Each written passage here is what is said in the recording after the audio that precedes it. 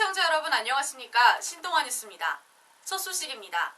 더불어민주당이 20대 국회에서 세종시로 국회를 이전하겠다는 공약을 내걸었다가 포퓰리즘 논란을 접한 김종인 대표의 지시에 의해 사실상 백지화됐습니다. 국회의 세종시 이전 문제가 첫 공약 쟁점으로 떠오른 상황에서 여론 악화를 그대로 방치해서는 전체 총선 판도가 악영향이 있다고 판단한 것으로 보입니다. 더민주 총선 공약단의 한 관계자는 실무진이 다 논의가 됐다길래 그런 줄로만 알았다며 나중에는 정리도 되기 전에 발표가 됐느냐는 얘기도 나왔다고 전했습니다. 김 대표 역시 왜 정리가 끝나지 않은 사안을 공약집에 포함시켰느냐는 취지로 질타한 것으로 전해졌고 국회 분원 설치마저도 제대로 확인되지 않는 등 혼선이 거듭됐습니다.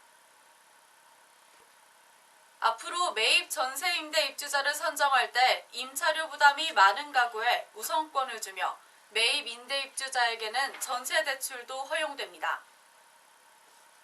매입 전세 임대주택은 한국토지주택공사가 기존 주택을 매입하거나 전세를 얻어 저소득층에게 장기간 재임대하는 주택을 말합니다. 개정안에 따르면 매입 전세임대 입주자를 선정할 때 주거급여 수급자 중 소득인정액 대비 임차료 비율이 높은 가구에 가산점을 부여합니다. 20대 총선이 14일 앞으로 다가온 가운데 여야는 오늘부터 선거대책위원회를 중심으로 본격적인 총선 체제에 돌입합니다.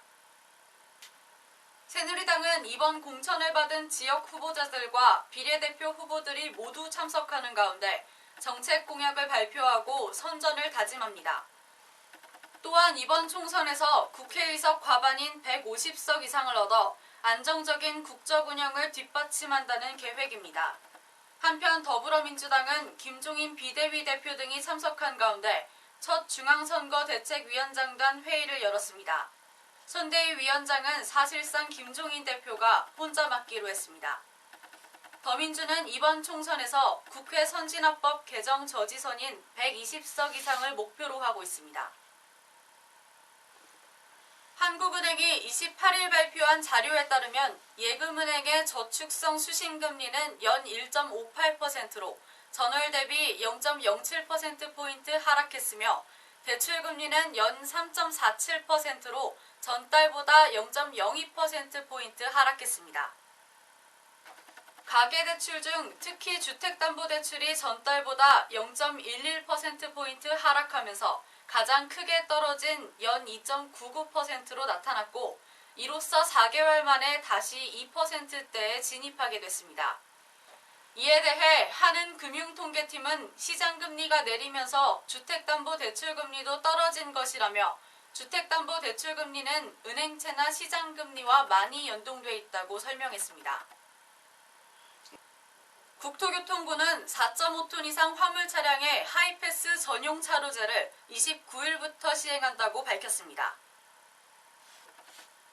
4.5톤 이상 화물차는 과적 등 운행 제한 차량 단속 등을 이유로 하이패스 이용이 제한됐지만 이번 전용 차로제 시행은 단말기 미부착 화물 차량과 함께 통과하면서 지정체가 발생하는 등 일부 문제점을 개선시키기 위한 것이라고 국토부는 설명했습니다.